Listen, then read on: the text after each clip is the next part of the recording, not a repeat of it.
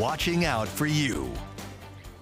Welcome back. Monsters aren't just in the movies. Turns out they exist in real life, just lurking below the surface of our world's oceans. It's true. Between current day creatures and, well, the ones of yesteryear, as Kohr calls them, from the megalodon to the Spinosaurus, these creatures are the center of a new exhibit out at OMSI called Monsters of the Abyss, Aquatic Predators Past and Present. And you can explore what lurks below at OMSI over on Southeast Water Avenue, of course, in Portland. Kohr, he's diving into it this morning.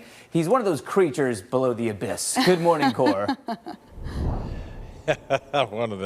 That's been said before, actually. Good point. You know, this is cool. This OMSI exhibit opened over the weekend here, and this gives you just a little bit of a taste of what it looked like under the ocean anywhere from 60 million years ago to 600 million years ago. And some of these things are fascinating in their resemblance to some of the things going on today here.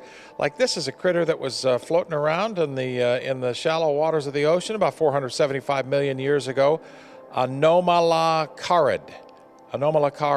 And you know what? It looks like a shrimp. Carl says it looks like a lobster. The largest predator of the age, these flexible jaws could grab prey. Wings would propel it through the water. They were thought to have gone extinct. But, I mean, that right there, that's a 475 million year old shrimp. I want to introduce you to Zoe, who's one of the educators here at OMSI. This is always the coolest part of this, is to look back at a creature that was in the water all that time ago, and how you can still kind of identify some things today that look like things all that time ago. Right? Yeah, definitely. There's a lot of things in this exhibit that kind of resemble the things in the ocean of today. I mean, they still are pretty undiscovered in the ocean right now. That'd make that last thing and make a pretty decent looking shrimp scampi. Look at this creature, Carl, to the right there. This thing that Carl is showing us now. Now, this was the top predator of its day, and this would have been about 370 or so million years ago. Just describe what you know about this, because there's a lot to know here. Yeah, this is probably my favorite in the exhibit, but that's hard to say. This is the Dunkleosteus, and this was known as a bony fish or an armored fish. And so everything you're seeing is bone, even the teeth part, that was made out of bone. And it had Those front two teeth are part of its armor, you say? Yeah, kind of, right? yeah. And the bite force was bigger than the Nile crocodile, so definitely could take a big chunk out. Ouch. And that is the bite force we're talking about. Yeah, I mean, bite just, force. it says no teeth in there. I read on the thing that no teeth in that critter, but its bite force was such that whatever it happened to get in its mouth, it could chomp into little digestible pieces without having to use teeth. Definitely. Crazy. I've heard that maybe it could bite through our submarine right off the dock. That's crazy. That is totally crazy. So yeah, 372 to 359 million years ago. This is a 33-footer in its entirety right there. 33 feet.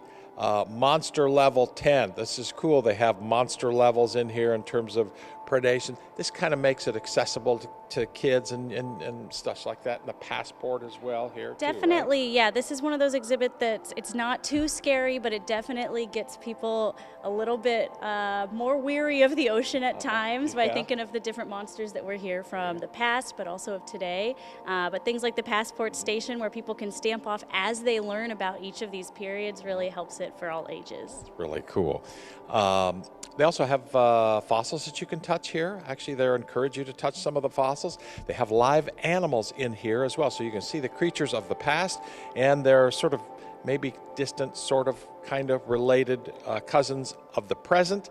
Most of them, wisely, are still asleep this morning in the darkness, and they are out at night. Like smart creatures, that's how they've adapted and survived.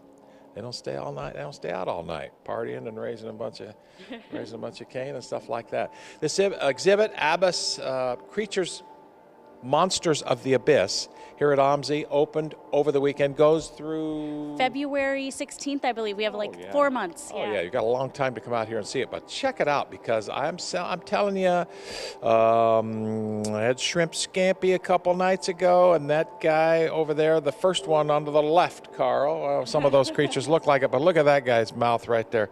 Those are really something else to look at, and just to imagine these would have been floating around in the ocean all those years ago gives you pause to go back into the ocean. Gives me pause to go back into the ocean anyway.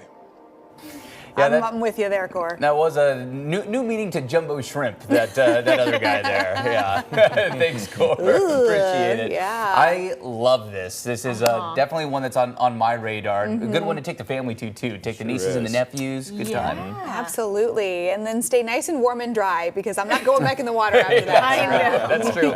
Well, not necessarily getting in the water season right now. Right. Seeing some Yeah. slightly cooler temps, of course. We're cooling off. October is that month where we see a